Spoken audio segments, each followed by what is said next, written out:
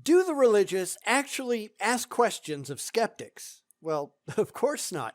I mean, they pretend that they do, but it's all really aimed at their own echo chamber where they don't actually have to justify why skeptics should take any of this ridiculous nonsense seriously.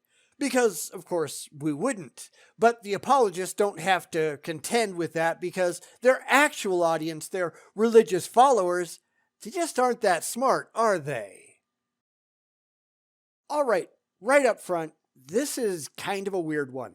I stumbled across a podcast that Frank Turek does, and this, he says, is 10 questions for skeptics, although I think as we get into it, it's absolutely nothing of the sort.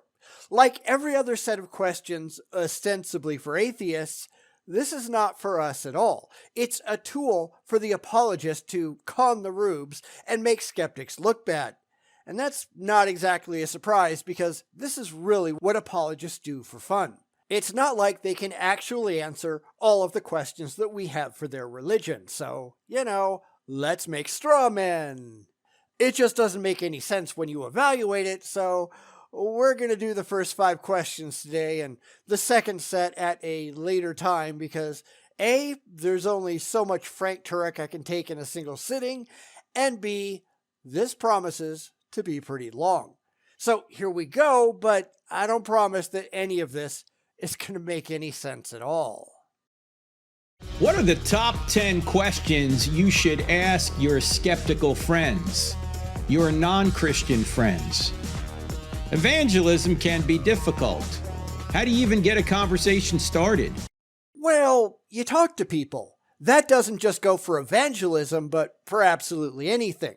But here's something that you probably shouldn't do and where I suspect Frank is going to go immediately wrong. Because the one thing that you shouldn't do when talking to your friends is try to force your beliefs on them for personal reasons. It tends to piss people off, and you'll wind up with no friends at all, which is why I always laugh when the religious say they've got atheist friends. No, they don't. They just don't. If all you ever do is harp on your religion, and this really goes for any singular issue, then prepare to be alone. Prepare to be in a self-imposed echo chamber, which really, that's what people like Frank want. You're not going to change anybody's mind if you don't have a good reason for the beliefs that you're proposing. You're just going to drive people away. How do you have a good heart-to-heart, mind-to-mind conversation without it being awkward? Well, sometimes it's hard not to be awkward, but how can you minimize that? How can you minimize offense? How can you interact with people to bring them closer to Christ? That's what I'd like to talk about today. And one of the reasons people don't want to do this, I get it, we're living in an increasingly anti-Christian society. Yeah, and maybe the reason for that is that you people just piss everybody else off. Did you ever think about that? Maybe you people are making complete asses of yourself. Maybe Frank is going to show us an example of that in this very podcast. Let's see. So anyway, I'm kind of tired of the preamble, so let's get to his questions, and therefore I'm going to be skipping ahead. If you want to listen to the rest, the link to the original podcast is in the description, and this is a very, very long podcast, clocking in around 48 minutes, and that's why I'm just picking and choosing. Sorry. We are experiencing technical difficulties. Please stand by. So, let's talk about the top 10 questions to ask your skeptical friends. And I may even go more than 10, but I'm just going to give you the 10 that I might use. And if I meet somebody for the first time, the first thing I'm asking people is, hey, where are you from? What do you do? I just want to know something about them. What's your story? Whoa. Wait a minute. Isn't this supposed to be something to ask your friends? Didn't he start this whole thing off by saying, hey, these are the things you should ask your skeptical friends? I mean, the title of the episode is The Top 10 Questions to Ask Your Skeptical Friends, and I'm going to hold you to that. But that's never what they're talking about because they don't have any friends. If you're meeting someone for the very first time, they're not your friend. Frank doesn't apparently know what that word means. And I suppose that's why people like Andy Bannister think they have so many, atheist friends. He's met some people who are atheists, and he's made the relationship sound more impressive than it actually is, than, just running into someone on the street. Here's some truth for you, and these people need truth desperately. If you don't have a reasonably long relationship with that individual, they are not your friend. This is vastly overselling your claim. Knock it off, Frank. You're just embarrassing yourself. And then after you have a little bit of interaction with them, you might want to say, how were you raised? Were you brought up in a religious home? Just see if they have any religious background. See if they may reveal to you right there that they are Christians, or they may say something negative about Christianity. They may say, I was brought up in an atheistic home. I don't care about that stuff, whatever. All religions teach basically the same thing, whatever they're going to say. So I've told my story before, so I'm not going to do it again. But here's the thing. If some random idiot on the street that I just met started asking me about my story, I'd tell them to go pound sand. I have absolutely no reason to just share these things about my personal life with complete strangers. This is really silly because Frank has completely reframed the conversation from what the name of his podcast is. It's not a skeptical friend. It's a complete stranger on the street corner that you're just trying to make a point with. This is where the religious start to piss people off. It's why they keep making excuses for why they can never get anywhere, because this is their tactics. This is the kind of things that they try to do. Ambush complete strangers and push their asinine beliefs on them completely out of the blue. Then they try to reframe it in their heads as, well, they're my friends. No, they're not. Now, at that point, now you can use the questions we've talked about several times from Greg Koukl's book, Tactics. The first question is, when somebody says something, is you want to get clarification. So if they say, well, all religions teach basically the same thing, you want to say, well, what do you mean by that? That's the second question. And the first question is just trying to get them to talk and reveal something about themselves. Learn something about them as a person. Try to intrude into the lives of a complete stranger on the street. Be a dumbass. Yeah, we got it. We know that's what you do. And I always love how these people think that their audience can't remember something that was literally said a minute ago. It was just a minute ago on this podcast. If your audience can't remember your first point, something that you said 60 seconds ago, then your audience is too dumb to be bothered with.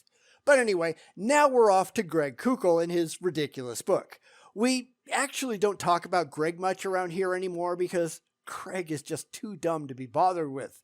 Now, this isn't a bad question at all, and it's something that we should be asking them just as much as they're asking us. And assuming this is a back and forth conversation, which they really don't want. They want it to be one way, get the answers they're looking for so that they can hit them with their next set of zingers that are already pre-scripted. You'd better believe that I'm going to be asking Frank these questions a lot. If it's him on his soapbox with a microphone, I'm just going to walk away because I have no interest in being mindlessly preached at. So I'm going to be charitable and assume that I get to ask questions back to Frank and hopefully get some worthwhile responses. That doesn't happen very often when talking to the religious, but hey, I can hope, right? And once you ask them, were you brought up in a religious home, or what's your background? If they come out with a statement, a declarative statement, then you can use these questions that Greg talks about in Tactics. And the first question, I'm calling this number 2 on my list, is what do you mean by that? What do you mean that all religions teach basically the same thing? Oh, they all teach you ought to love one another. And then you say, well, why do you think that's true? How did you come to that conclusion? That's the third question in my list of 10. So here's where we start to see that Frank is all over the place. So I'm going to cut this down to the question that I always ask, namely, how do you know any of that? And how have you verified any of that in any demonstrable way in objective reality? Because that's all that really matters, and it's enough to kill the religious argumentation right off the bat. How do they know any of these things? Because it says so in a book? Well, how have you tested that book to see if it's objectively justifiable? Yeah, it's going to be deer in the headlights right there because they have no clue. Not only have the vast majority of them never thought about those things at all, but most of them have been taught since childhood to never question their blind faith at all. It's true because it has to be true. Well, how do you know that? It's kind of fun to watch these people get confused, and all of them do. First question is, what's your story? Where are you from? Were you raised in a religious home? They say something about religion? What do you mean by that? How did you come to that conclusion? So notice that he's repeating the questions again because he thinks his audience are completely stupid. Frank is a con artist. He's after the terminally gullible, which again is why none of these things are ever made for the skeptical. It's always made for the religiously minded. Because we're not paying him, and they are. This always comes down to money. Always. So we're going to skip ahead again to find something worthwhile.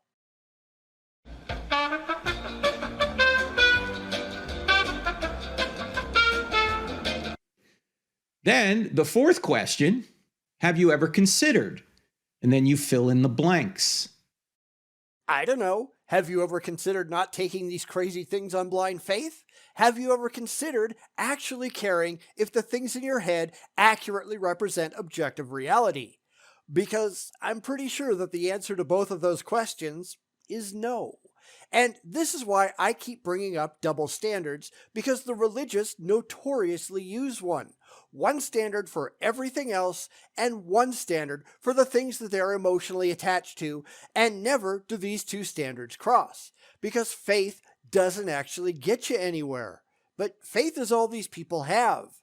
And it's why they never get anywhere useful. And that's why we're never impressed with this crap. Where this is your opportunity, in other words, to provide some evidence back. So when they say all religions teach basically the same thing, they all teach you how to love one another. You might want to say, well, you've ever considered there are some religions that don't teach you how to love one another? Like, for example, radical Islam doesn't. Satanism doesn't. So there are some religions out there that don't teach you how to love one another. Although I will agree with you that there is a moral component in most religions, and they're relatively consistent. And then you can explain, if you want, why that is, because there's a moral law written on our hearts. You would expect people who are Christians, or let me put it another way, you would expect people who are made in the image of God to express their moral sentiments in their religious writings. And here we see that Frank is just assuming that he's right because he really wants to be right. This is like watching someone try to sell Amway.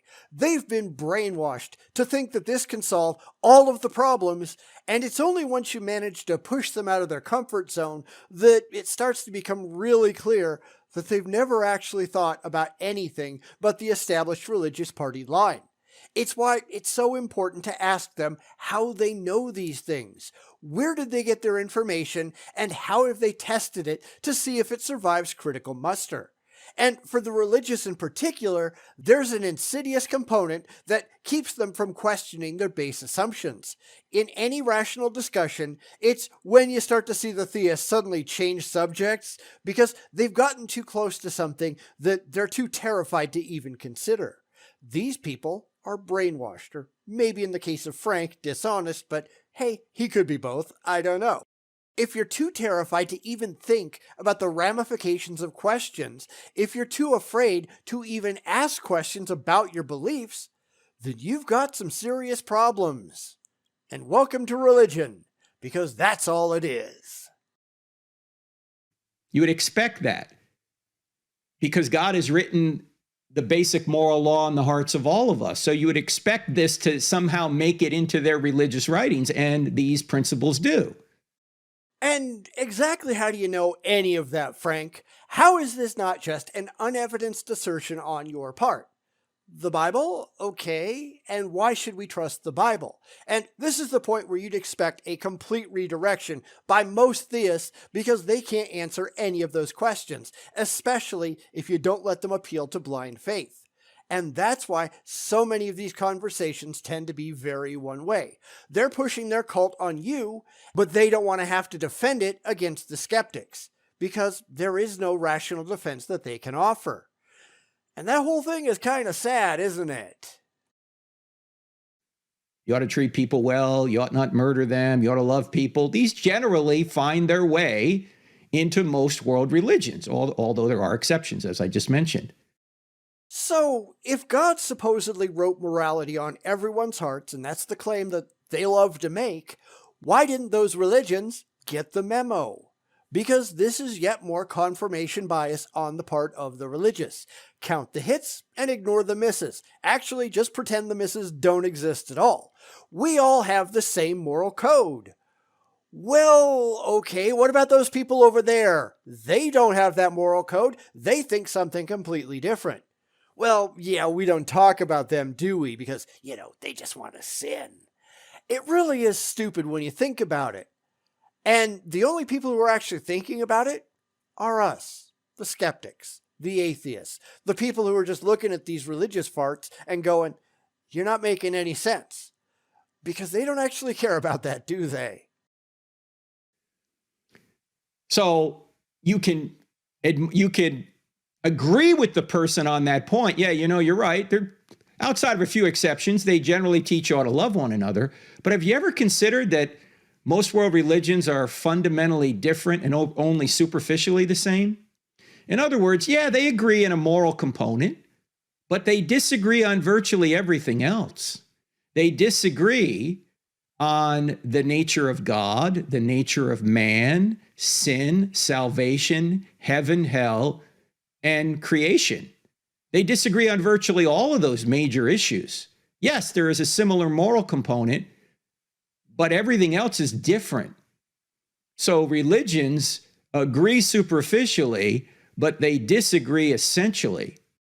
Then the real question at hand is, how do we tell which ones are right and which ones are wrong, if any of them are right to begin with? What objective test can we put them to in order to shake out the nonsense from the truth? And the answer, of course, is that there isn't any. Now, I'll agree that they can't all be right, because obviously that's the case, but they can certainly all be wrong, and Frank and his ilk, they do a really terrible job at showing that Christianity is at all fundamentally different than any other religion out there. They all have their blind faith. They all have their favored books. They all have their claims that can't be objectively supported, and they all want your money. From where I'm sitting, they all look pretty much the same. So tell me, Frank, what separates Christianity from the others, other than claims that it has some unique elements? Because they all have some unique elements. They're not all identical. Therefore, to some degree, they're all different. Any apologist can pull the crap that Frank pulls. What they can't do, what none of them can do, is prove that any of it's objectively true. So you can do that, I think, in a pretty tight manner by using those three questions. What do you mean by that? How'd you come to that conclusion? Have you ever considered? This, again, is a polite way of you providing some evidence back that'll maybe get them to first base. Now they go, I guess religions are a little bit different. And then you can move forward from there. And we will as well right after the break. You're listening to I Don't Have Enough Faith to Be an Atheist with me, Frank Turek. And, of course, we're going to skip over that. Now, I think it's funny to watch once you realize just how little Frank can take his own advice, or answer his own questions, or take any of the well-deserved criticism that he's trying to heap on others, because Frank is just trying to sell you something.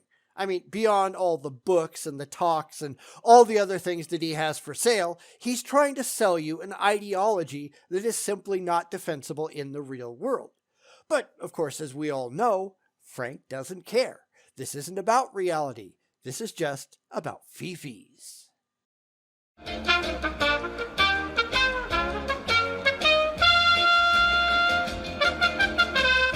Let's be honest. Conversations don't always happen this scriptedly. They don't always happen neatly and tidily. You may be jumping around with these questions, dependent upon what is said. But generally, if you have these questions in your mind, you can Stay in control of a conversation and try and direct in a unoffensive way people toward the right issues, people toward the issues they need to know about. They may learn about these issues and reject what you're saying. That's fine.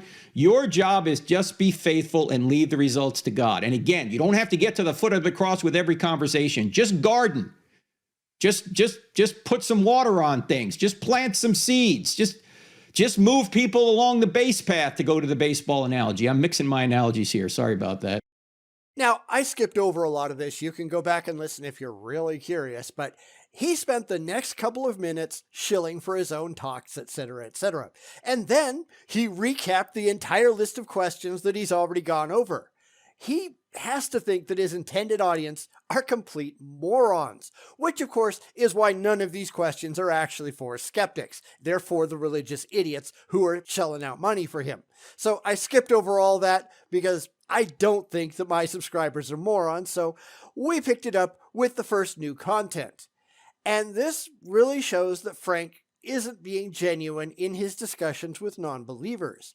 And we've seen this before plenty of times. It's why people like William Lane Craig go into debates with crib sheets, so that he has something that he can just sit there and read to his opponent that will put him in control of the conversation. Because that's really what a lot of this is about. Control. They're not curious about what we have to say. They're not curious about our criticisms of their religion. That's why all of the Christians for atheists crap isn't aimed at atheists. It's aimed at the already religious, so that they can feel comforted in their blind faith at all of the straw men that the apologist produces. If they lose control, if the other guy can start to ask his own questions, start to question the preconceptions that the theist has, that's when the Christian is in serious trouble, because they have no coherent answers. There's a reason behind all of this, and that reason is patently dishonest. All right, let's suppose you realize that the person you're talking to is emotionally against Christianity. Maybe they had a very bad experience with a Christian. And that's probably a majority of people who are against Christianity. That's one of the reasons they're not Christians, is because they don't like Christians. They don't like what other Christians have done to them. And believe it or not, I've argued that there are bad reasons to leave Christianity or any other religion. If your reason requires showing someone on a doll where the priest touched you, yeah, that's not a good reason. It's a good reason to leave that church. It's a good reason to turn that priest over to the police, but it's not a good reason to walk away from the entire religion. The reason that you leave a religion is when you are not convinced that it's true anymore. Yet people like Frank, they focus on people with emotional reasons because he himself has an emotional reason to believe, or a financial reason, depending on how you want to look at it. They have nothing at all to say to people who not only have the religion down pat, but who probably know it better than the apologist or the theist does. Those are the people they absolutely don't want to talk to. That's where you're going to see a whole lot of them changing subjects or simply walking away. They have nothing intelligent to say to that. Not like they have anything intelligent to say about their religion at all. So they pretend that rational, skeptical atheists, we don't really exist. And then they pretend to ask questions to these people who don't really exist because they can't actually hold their own in any kind of a rational discussion. And whether they like that or not, it's not going to work for much longer. Not with people flooding out of the churches in droves, because they're actually educated and skeptical, and they know this crap is, well, crap. Now, if you can sense that, you might want to say to them something like, I understand that. One of the biggest problems with Christianity is Christians. Ha, ha, ha. Everyone laughs. Yeah, that's true. You might want to ask them a question, though. You might want to say, if someone plays Mozart poorly, who do you blame? Do you blame Mozart? Or do you blame the player who played Mozart poorly? Yeah, but you have an example of what Mozart is, and subjectively at least, you can argue that it's a great piece of music. Not everyone's going to agree, but at least you have a point to start your argument from. I really don't think that you can say the same thing about Christianity, period. Now, sure, there are plenty of bad Christians out there. Bad Christians, bad Muslims, bad Buddhists, even bad atheists. But we're not looking at the people. We're looking at what the people believe and why they profess to believe it. And I'm sorry, but none of the things that Christianity in particular says impress me one bit. Because I don't care what you believe. I care what you can demonstrate is objectively true in the real world, and these people have real problems with that. So people like Frank try to make excuses and misdirect the audience because those aren't the things that they want their paying patrons to consider. Because that's ultimately what his job is. He's there to apologize for Christianity. That's what apologists do. And he has to do that because if he doesn't, that might affect what comes in the collection plate. And he can't have that, can he? You blame the player. But because the player doesn't play Mozart well, doesn't make Mozart sound beautiful because Mozart really is, you don't say that Mozart A didn't exist. You don't say that Mozart is the problem. You say the player's the problem. And Christianity, to a certain extent, agrees the players are the problem. We're all sinners. We're all fallen. We're not going to be perfect. We need a savior. If we didn't need a savior, if we were perfect, we wouldn't need a savior, and none of this would be a problem. But you might want to point people back to the true Mozart. In our analogy here, it would be Jesus. Just because his followers don't follow Christ well doesn't negate the fact that Jesus is true, that Jesus is beautiful, and that we ought to be following Jesus to the best of our ability with the Spirit's help. But that's where we disagree. I don't think Jesus was that hot to begin with. If you're going to be talking to skeptics, which you're not, you're talking to the religious, but if you were going to be talking to skeptics, you're not going to find a lot who are really impressed with Jesus at all, which is exactly why he's not talking to skeptics, is he? He's talking to dyed-in-the-wool Bible believers who just aren't going to ask any of the difficult questions that really need to be asked. It's why he wants to be in control of the narrative, because otherwise he stands to get backed into a corner. It's why Christian apologetics is so dishonest. And of course, it's not just Christian apologetics. It's all apologetics, but none of these people are doing this for the sake of truth. It's not about coming to the objective facts, rationally and objectively. It's about pushing a narrative and not letting your opponent get a word in edgewise. But anyway, he's way off topic here. He does that a lot. And I want to get to his next question, so let's just jump there.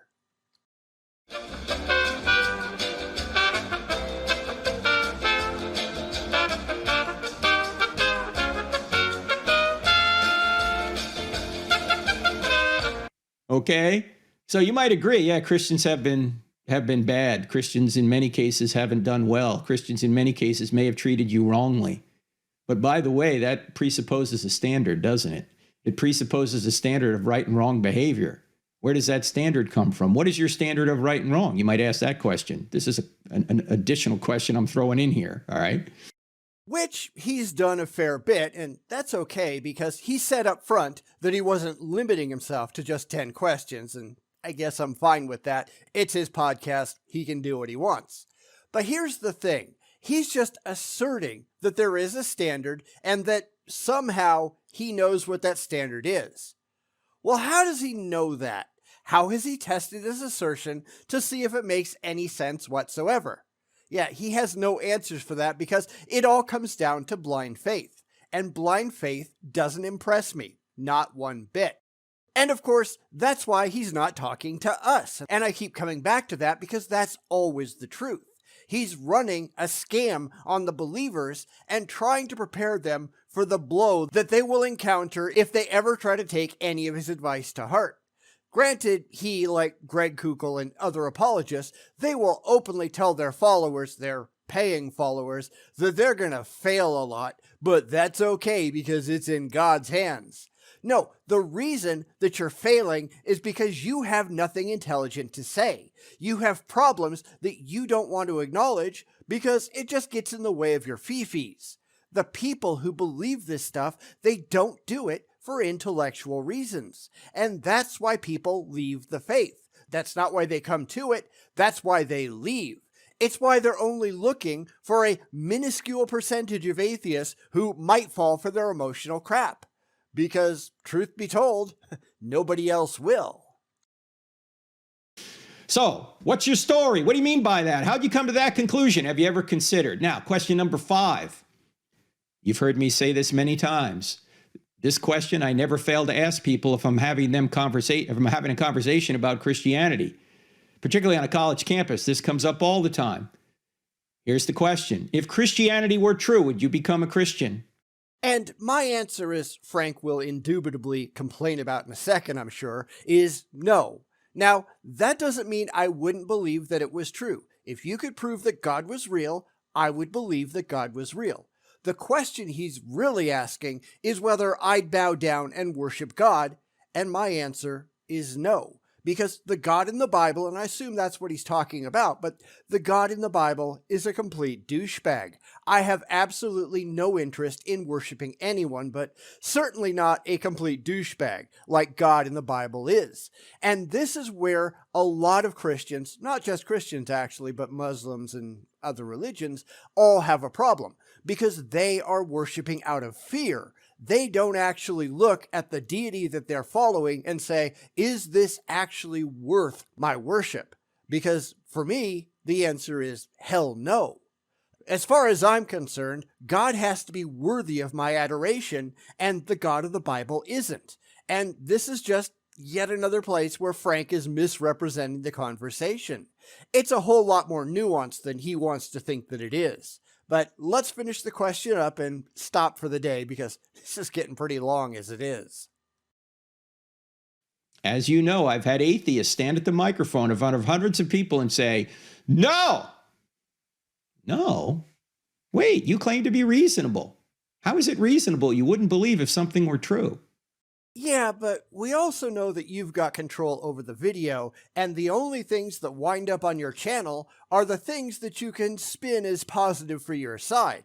No, I'm not saying that he's conveniently editing. I have no way of knowing that, but I'm pretty sure that if he had an extended conversation with these people, he'd find the nuance that he's so desperately trying to pretend isn't there. This is a problem whether he wants to admit it or not. Nothing is as black and white as he wants to pretend that it is. There's a big difference between belief and worship, but that doesn't give Frank something he can push on his followers, so he doesn't talk about that. He'd have to be honest for that, and yeah, I think we all know that's not the case. Well, it's not reasonable. It's not a head problem, it's a heart problem. They just don't want Christianity to be true. They're not on a truth quest, they're on a happiness quest, and they're just going to believe whatever they think is going to make them happy. Funny, that looks a whole lot like Christianity, Frank, but we all know that these people like to project, right? Everybody really believes in my God, they just want to sin. No, Frank, that's not remotely true. That's why they don't actually want to talk to us, because they couldn't get away with this stuff with us. We'd call them out on it, which we're doing, but because they've conned their followers into hiding in their religiously comforting safe spaces with very little contact with the outside world, they just don't know any better, because they just don't care. They're doing all the things that Frank is projecting on us, and you wonder why I say these people are either ignorant or dishonest. Yeah. This is why. Here's the problem. You can make yourself happy over the short term doing a lot of fun things, but over the long term, it's a disaster. In order to get true contentment and happiness, you got to go straight through truth, and Jesus is the truth. He said the truth will set you free, which implies if you don't have the truth, you're in bondage. Just because a book says a thing, that doesn't make that thing true. The real fact is, we don't know if Jesus existed at all, much less having any convincing evidence that he ever said a thing. We have second or third-hand sources at best that make claims about what Jesus might have said, but that doesn't really mean a thing.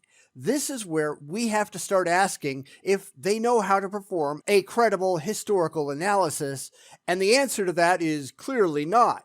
Because for the religious, this isn't about objective reality. It's about maintaining an emotionally comforting fantasy. And that's a problem whether they're willing to admit it or not. And we're all in bondage to our own sin, our own failures, our own guilt for what we've done. Jesus liberates us from all of that. He not only forgives us, he gives us his righteousness. So anyway, Frank goes on for a while, but he doesn't really do any more than blather on and on about his blind faith, and I've had just about enough of that for the day. Next time, whenever we get to the next half of this, probably isn't going to be right away because I'm tired of Frank Turek, but we'll go into the last 5 questions and see if Frank is going to get any better. I wouldn't be holding my breath on that if I was you. This is exactly why they don't want to talk directly to us, because this whole thing is a scam.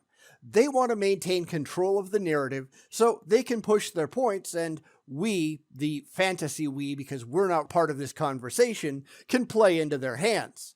Except more and more often, I don't think that we do. It leaves them having to cherry pick things that serve their purposes and not that are demonstrably true in context. So, what do you think about Frank's questions? Did they do anything but make you roll your eyes? Because that's all they do for me. Let me know in the comments. We'll come back in a couple of videos. I think I need a break, but I promise we'll find out if his last 5 questions are superior to these, or if it's just more Frank Turek blathering on and on and on about incomprehensible things that exist only in his own head. So place your bets, because I'm sure it's not going to be that impressive. Frank Turek never is. The religious, they really like to pretend that they're asking questions for the non-religious, but we all know they're really not. They're just trotting out straw men for their own religious audiences so that they can feel better about the crazy things that they believe. And at the top of the list of apologists who do just that, we have Frank Turek. And that's not something that he should be proud of, is it? So, let's get back to it, shall we? Today, we're back with Frank Turek on his podcast with the second video on his 10 questions ostensibly asked to skeptics. It's not really, we've already established that, but hey, we'll play along. This is going to be a long one, and I had to cut out a lot of his absurd repetition because that seems to be going on a lot, and that's pretty much all that he does, if you notice. He just keeps repeating the same things over and over and over again, like his audience is a bunch of idiots who can't figure out what he said 30 seconds ago. And maybe that's the case. I don't know. You actually have to talk to them. So, can he make any intelligent points before we reach the end? I wouldn't be holding my breath. I mean, this is Frank Turek we're talking about after all. All right, question number 6 is, if there is no God, why is there something rather than nothing? Oh, Frank, not this old chestnut. The second this kind of thing comes up anymore, the theist has just proven themselves to be nothing but a troll. The only ones that say anything comes from nothing are the religious themselves. It's part of their own theology, and they are just projecting when they claim that atheists say the same thing. We are not like you. We are a hell of a lot smarter, because we don't actually say that. We never have, and we never will. And I'm unaware of any cosmological model that states that there was ever nothing in the sense that Frank Turek is talking about. Every model that I've ever seen proposes space, something with an electrical charge or something similar to that, and that's not nothing. Frank is a lying sack of crap, and that's not exactly a surprise. And even if there was nothing, this is not the proper question to ask. Why doesn't get you anywhere. How might. How did we get from nothing to something? That could be a question that we could, in theory, answer.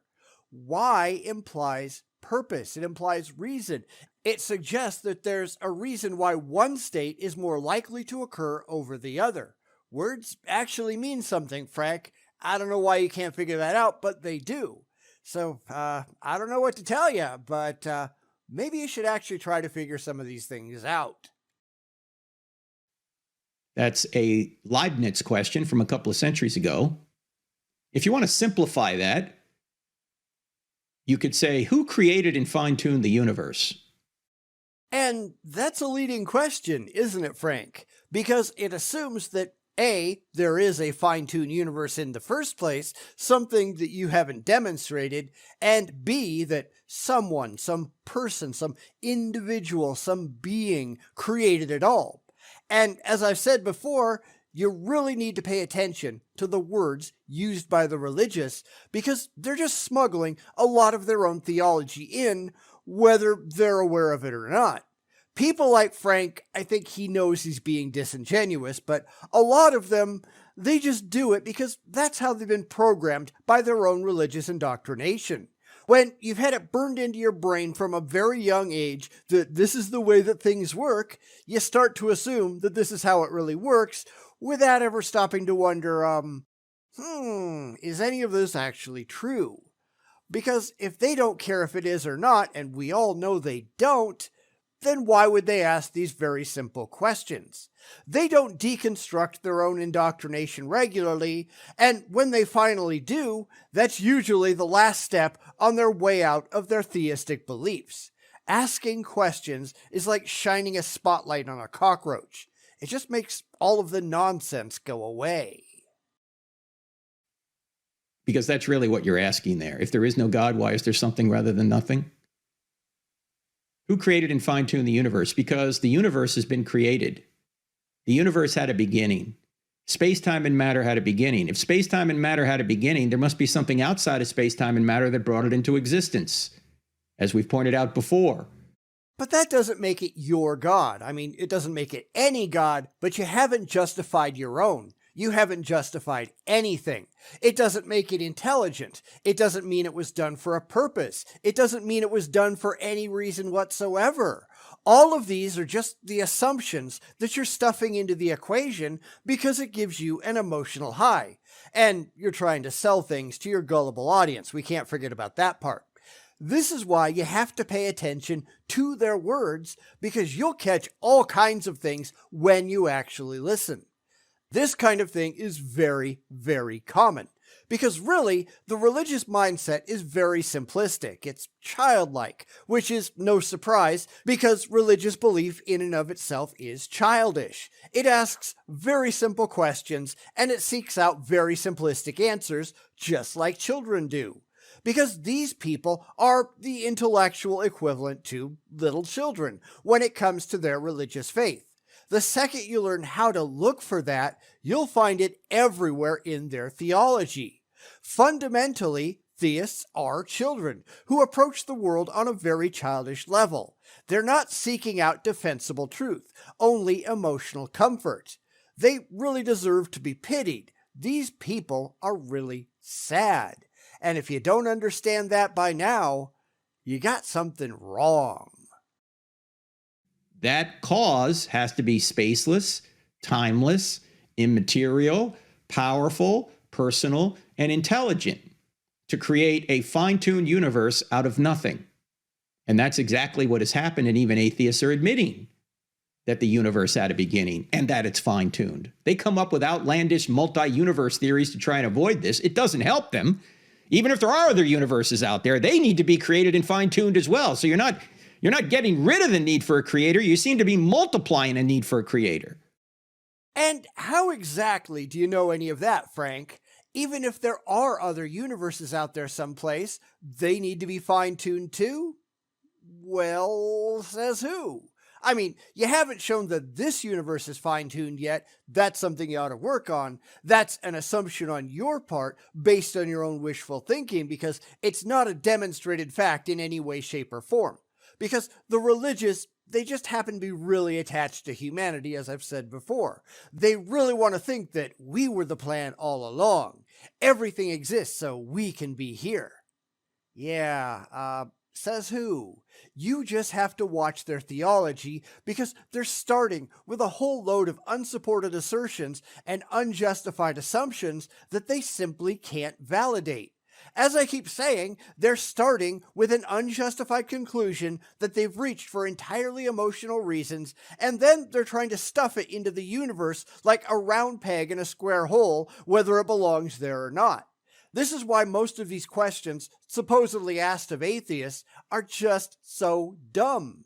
Because we have to root out all of the unproven assertions that the religious hide there first, and then it's completely obvious that these questions have no rational meaning to begin with. But I want it to be true. That doesn't make it true, though. It's why this is such a complete waste of time. It's why Frank Turek is a complete waste of time. Anyway, I'm getting really tired of this.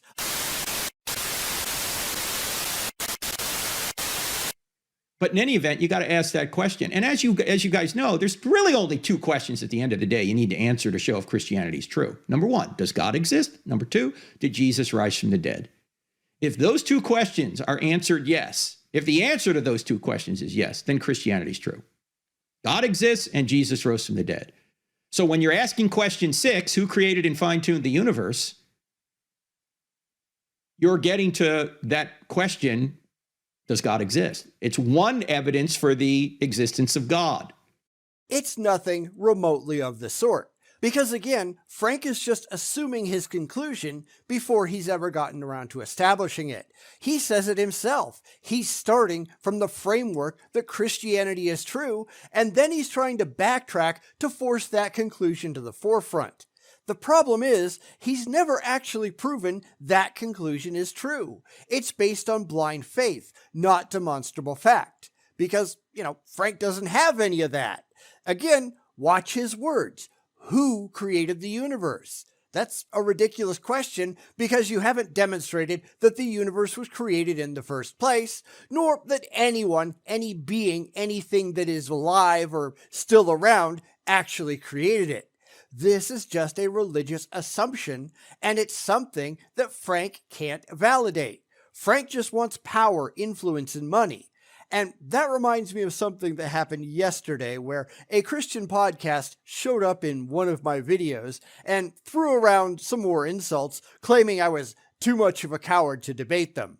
So I responded and said, hey, I'd be more than happy to, so long as it takes place on neutral ground where nobody makes any money off of it. And they left skid marks. They didn't want to do it because that's what it's all about. It's about making money. It's about attracting an audience. It's about getting a following. It's not about actually establishing the truth. It's not about having a rational discussion. Personally, I'm after truth. They're after a fat bank account.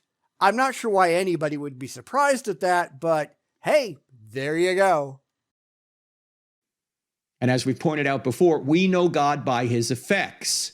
If there's a creation, that's the effect. There must be a cause, a creator. If there's design, that's the effect. There must be a cause, a designer. If there's a moral law, that's the effect. There must be a cause, a moral lawgiver. If there's reason, that's the effect. There must be a mind from which reason comes. And there he goes again. Because I've pointed out that the religious love to conflate if with because. It's not if there's a creation, it's because there's a creation, because their theology insists that there had to be a creation to begin with. They can't prove it, of course, it's just feel-good theology, but they can't actually fill in the steps between if and because to demonstrably link the two, because they don't actually care. This is exactly why debates never go over well for the religious whenever they try to go after me. I don't let any of this crap fly. How do you know that, and how do you demonstrate it objectively? Be sure to show your work. They can't ever do that because they absolutely do not care. So they'll just try to talk their way around it. They'll try to make excuses and reintroduce their beliefs some other way. They'll appeal to blind faith and religious freedom, and none of that works. None of it should. I don't let them get one step beyond their first unjustified claim. Back it up or take it off the table. And if you can't do either one, then you're wasting your time with me, which is why they don't want to talk to me, because they know I'm going to show them to be a complete and utter fool. And when I do that, they run away, usually flinging a bunch of impotent, pathetic threats and insults behind them. because I'm just not interested in your claims. I'm interested in your facts, and these people simply don't have any. And it's funny to watch them head for the hills. I mean, really, give it a shot. It's a hoot. So we're reasoning from effect to cause. When people ask you, how do you know God exists? You ought to say, because I know God by his effects. There's a creation, so there must be a creator. There's design, there must be a designer. There's a moral law, there must be a moral lawgiver. And Frank is just trying to fill time here. His podcast is 48 minutes long with a 10-minute message because question 6 has already completely failed, so we'll just skip over to question 7 so that my video doesn't become a 48-minute long video too. It's already going to be pretty close to that as it is. Sorry about that, but, Frank's an idiot. If you're really curious about any of it, of course, the link to the original podcast is in the description. If you're a glutton for punishment, go listen to it. It's all on you.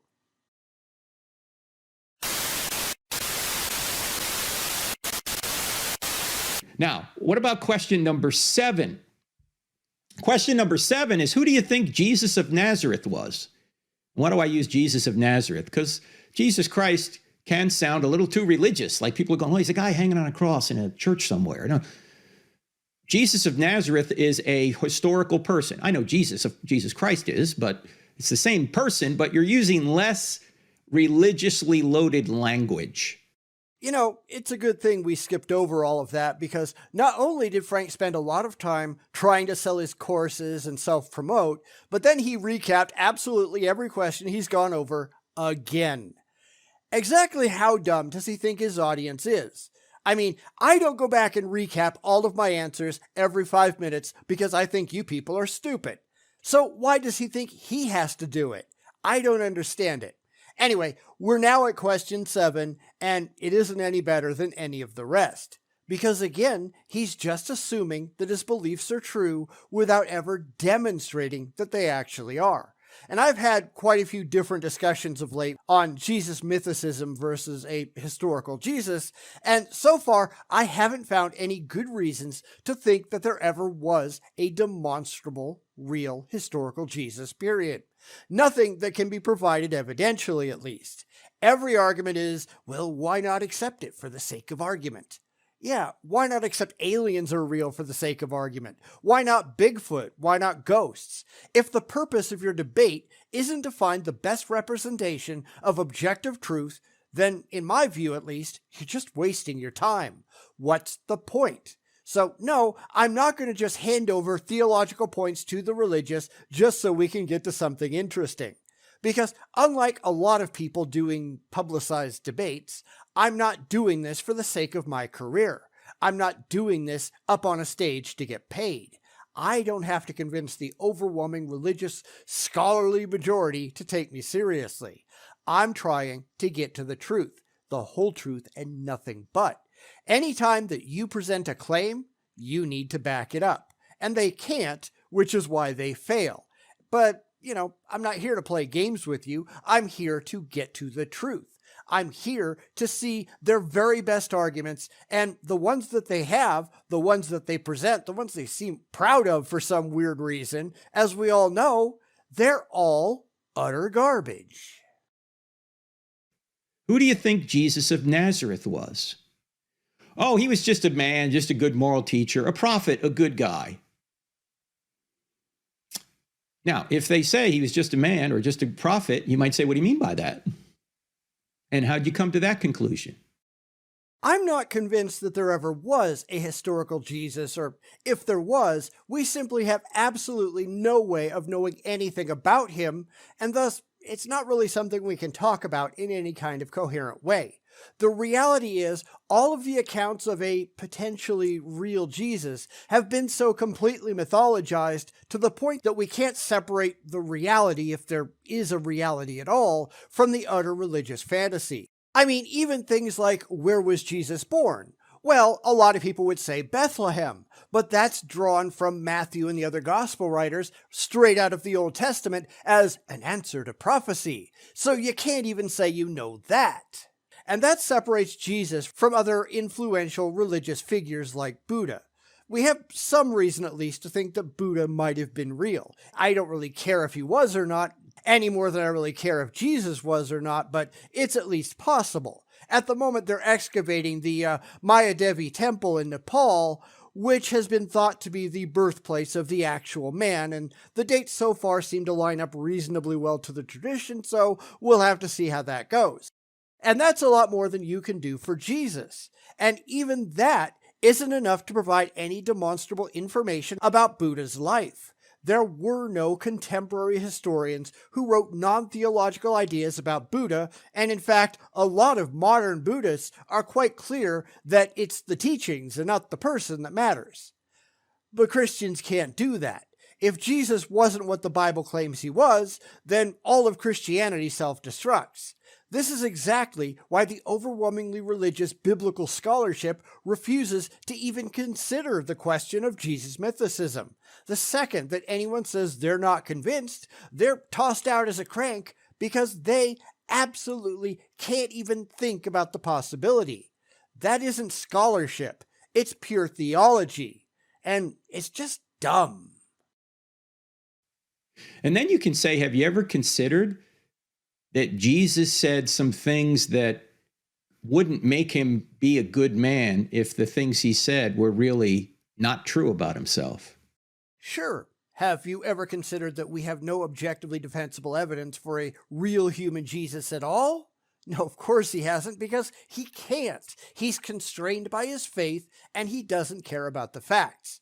Now, keep in mind that I'm not saying that there absolutely wasn't a historical Jesus. There could have been. There could have been one person or a small group of people upon which the later myths were posthumously draped. There definitely wasn't the magic man god that Christians want to pretend there was, but we have no good reason to think that there wasn't a real man sometime, somewhere. We just can't say with any kind of certainty that there was.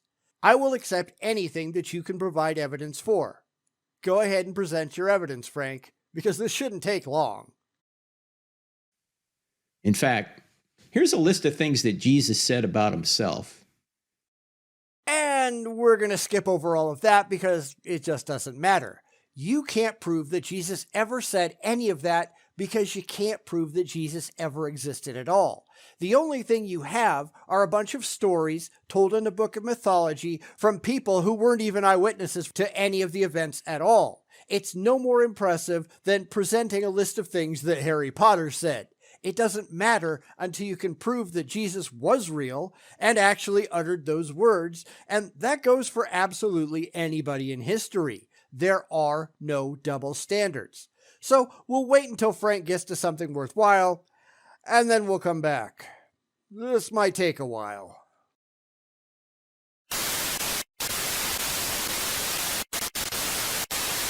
So when someone says, when you ask them, who do you think Jesus of Nazareth was? If they give you well, he's just a good moral teacher, you may want to say, well, what do you mean by that? What do you mean by good moral teacher?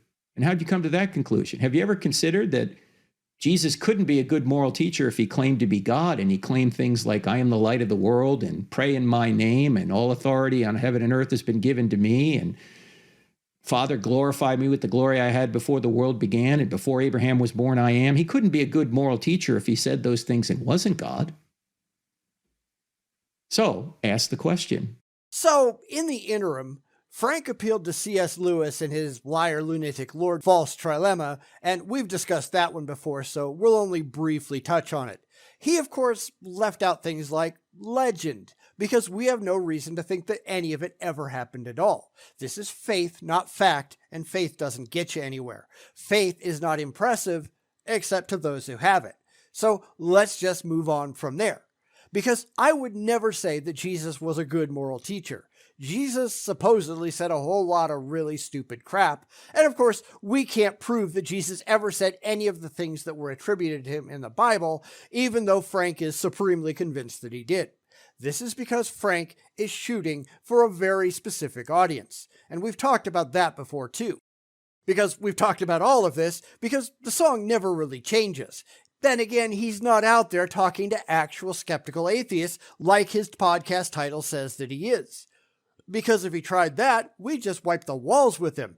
If he tried it and he wasn't in charge of the venue, he'd be complete toast. And that's why he's never talking to anybody but convinced Christians who already believe all the tripe he's spewing, where he can just invent convenient straw men for his ignorant audience, and they're not going to ask any difficult questions or expect any coherent answers.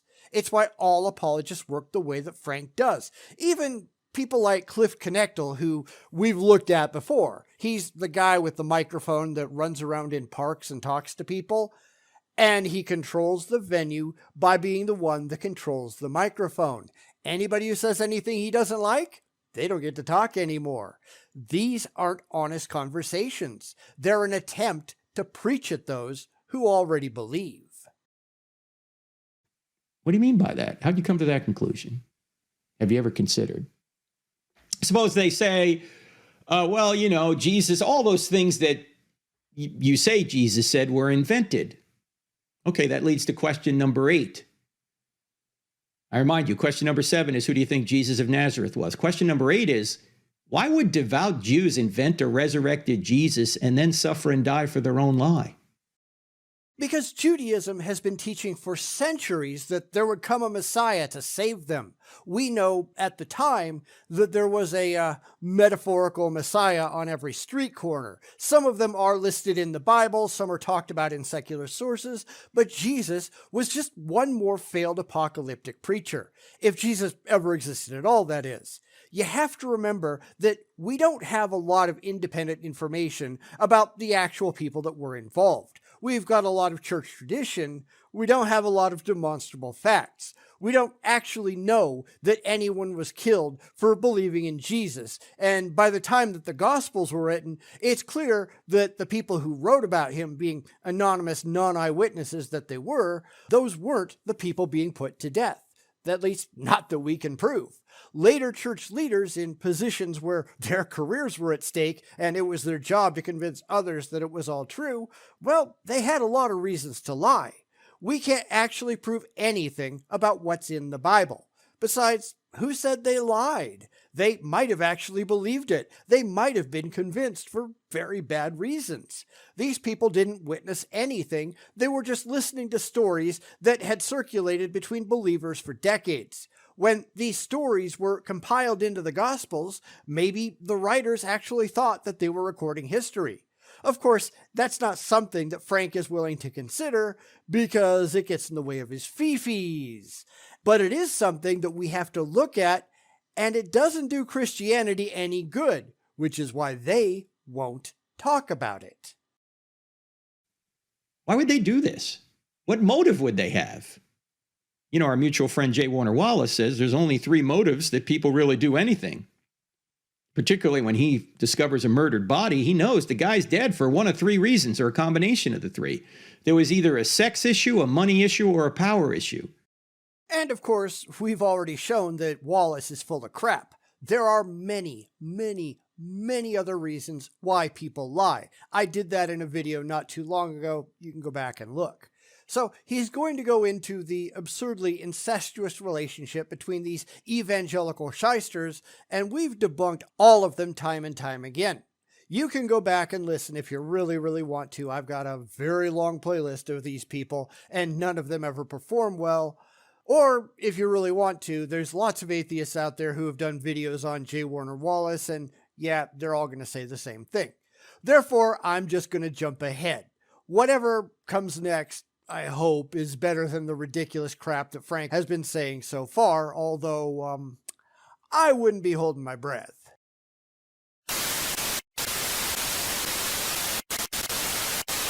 Now, what we have to point out to people who say, well, it's just the Bible that tells us this. Well, there are other sources than the Bible, but let's leave that aside for a second. One thing that you have to say to people is, I think you have to say that Christianity is not true because a series of documents we call the Bible, we put under one binding, we call the Bible, says it's true. In fact, Christianity would be true if the Bible never existed. But you wouldn't know anything about Christianity without the Bible, because the Bible is your only source for most of this information. If there was no Bible, there would be no Christianity. Sure, if any of the things in the Bible were actually true, they would remain true whether the book was there or not. But nobody would have the slightest clue that they were, because no one would have the slightest clue that any of it supposedly happened. You have no other source. And of course, that assumes that any of it is true to begin with, something that Frank and his apologist ilk have failed to demonstrate. Maybe you ought to try to do better, Frank. Maybe we ought to be asking how you know any of these things. I mean, go ahead and tell us. That would be great. Faith doesn't count. So wait, how can that be? Because Christianity did not originate with a book. Christianity originated with an event, the resurrection. There would be no series of documents written by Jews in the first century saying Jesus claimed to be God and resurrected from the dead, written by Jews, unless Jesus claimed to be God and rose from the dead. You see, the New Testament writers did not create the resurrection. The resurrection created the New Testament writers. You wouldn't have these documents written in the first century by Bible-believing Jews, Old Testament-believing Jews, unless something dramatic like this happened. You wouldn't have the Harry Potter books unless there really was a Hogwarts and Voldemort wasn't actually real. You know, this is just painfully stupid, but this is Frank Turek after all. Honestly, I'm really getting tired of this, so I'm just going to skip to question 9. Hopefully it's better than this.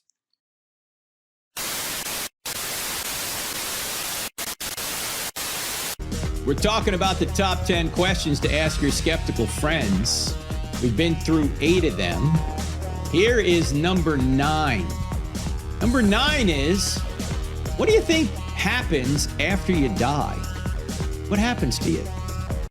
You die. That's it. Stick you in the ground, stick you in a jar on the mantle. That's it. Everything that was ever identifiable as you is gone. Welcome to the real world. Now, I did want to take a quick step back because in the interim, he said something that I thought was kind of curious. He was talking about the Bible writers being in contact with eyewitnesses, and in fact, he pointed out Luke, who said at the very beginning of the book that he verified things with eyewitnesses. Well, why would he have to do that if he was, in fact, an eyewitness himself? Duh! I mean, Paul, sure, he never saw anything but delusion and reading the scriptures, but Luke? Why would an eyewitness, something that these people believe was an actual disciple of Jesus, have to interview eyewitnesses and verify the account like it says in Luke 1:1-4? So, yeah, that's kind of the downside of having to respond to things in snippets, but if I didn't, this would be a 3-hour-long video at least, so let's move on. And whatever they say, you can then ask the questions. What do you mean by that? How'd you come to that conclusion? And why in the world would you think that? Because every shred of evidence that we have shows that when you're dead, you're dead. No heaven, no hell. You go poof, out like a light, and that's the end of it. Now, I'm sure he's going to get to that in a second, but I wanted to beat him to the punch. And how does he know that Jesus rose from the dead? Because it says so in a book? Well, that's faith, and faith isn't impressive. How do you demonstrably talk to Jesus in order to get any answers? You can't. That's faith too. The whole thing is faith, and skeptics, the people that he's supposedly asking these questions to, we're not going to be impressed with your faith, because faith doesn't get you anywhere. Faith isn't a demonstrable path to truth. And that's why he doesn't actually talk to us. This isn't about us. This is about his paying audience putting money in his pocket. And that's not exactly a surprise, is it? Have you ever considered the best way to discover what happens after you die is to talk to somebody who died and came back? Yeah, that would be Jesus, wouldn't it? But just ask them, what do you think happens after you die? If they say, well, I think all the good people go to heaven and the bad people go to hell, or the bad people are annihilated, what do you mean by good? And how'd you come to that conclusion? Why do you think that's true? Just see what they say. See where it goes. Have you ever considered that Christianity isn't a religion of good works that good works get you to heaven. Christianity is good news, meaning an event took place. It wouldn't be good news if it was just like other world religions, which say your good deeds have to outweigh your bad. That wouldn't be news. We already know that from other world religions. That wouldn't be news. Other world religions have already said that. And Christianity's saying, no, that's not the way it works. No, you have to buy into the story. That's all this is. It's a story. I'm not sure why he thinks we care about world religions when we don't. We don't care what anybody says. We care what they can prove, and none of them can prove a damn thing. So I'm going to jump again to his very last question because this is already absurdly long, and Frank isn't getting anywhere intelligent. So one last time, here we go.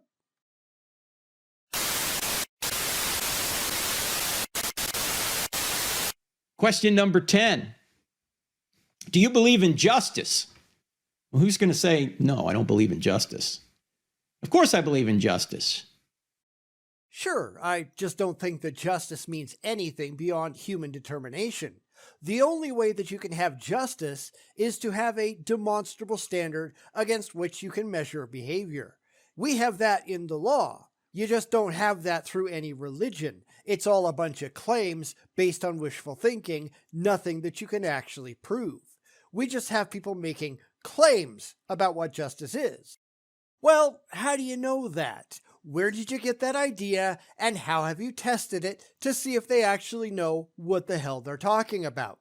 Because if we really want to know what standards of human justice we have, we just have to look at the law books, because it's right there.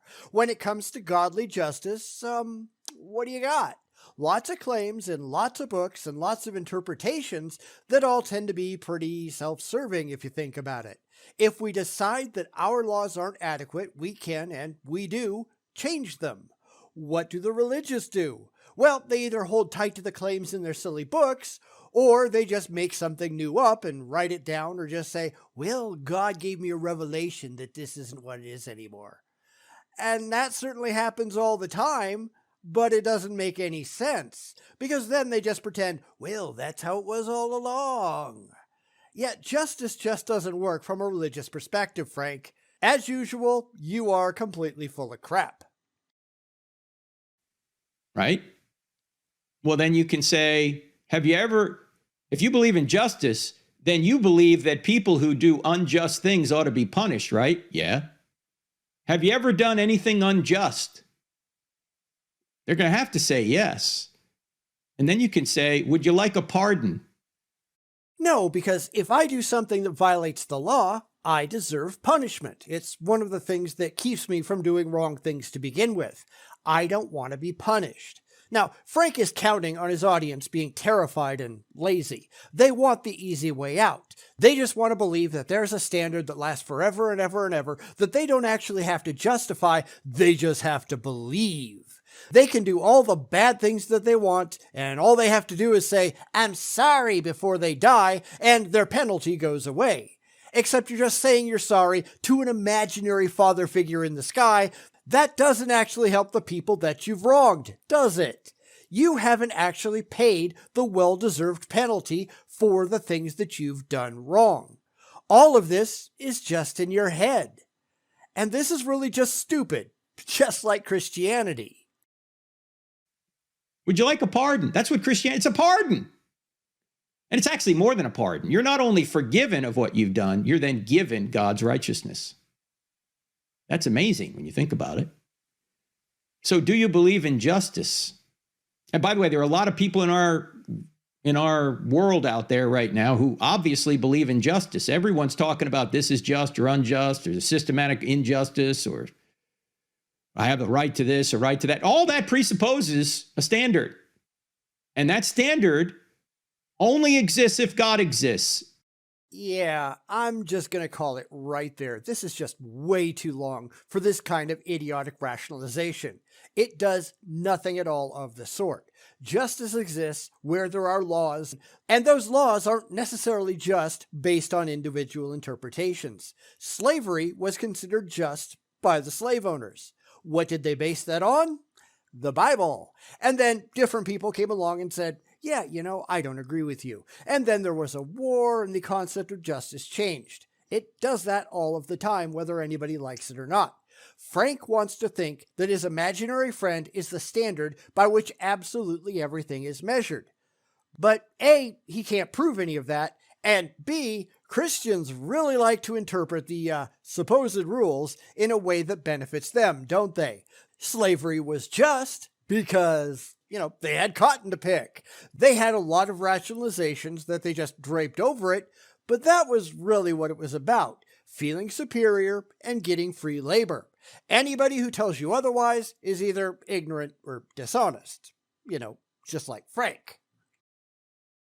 Otherwise, everything's a matter of opinion. So you actually have an argument for God by just asking, do you believe in justice? If they say yes, you go, oh, great, you believe in God then. Because without God, there's no such thing as justice or injustice. Everything's a matter of opinion. And justice will never be done unless there is a God. After that, he goes off into a lot more irrational blathering and a whole lot more self-promotion. And as I said, you can certainly go listen to the entire podcast if you want, if you have 48 minutes of your life to waste. But I think this is sufficient. None of these supposed questions are going to convince the skeptics of anything other than the fact that Frank Turek is a complete moron. The second that you recognize all of the theology that he's smuggling into his claims, the instant that you refuse to go along with it and provide the answers that he really wants you to come to, he's just going to run away anyway, so what's the point? All of them do. And as I write this, I realize that this might be one of the longest videos that I've ever done in the history of the channel, and I wanted to ask what everybody thought. I try to keep things reasonable, somewhere between 15 and 30 minutes, and this is going to go on well beyond that. If I hadn't split it up into two parts, this would have been close to 75, 90 minutes, something like that, and I think that's insane. I would never watch a video that long, but I haven't actually recorded any of this yet, at least as I'm writing it, so I don't know exactly how long it's going to turn out. This could be anything. Don't ask me. So is this something that you want to see in the future, or do you want me to try to keep it to something a little bit shorter? Let me know in the comments. Also, let me know what you think of Frank's 10-ish questions. 10-ish because he doesn't know how to keep to a schedule. Were they as bad as I made them out to be in the very beginning, or were they even worse? The comment section is yours. Please knock yourselves out.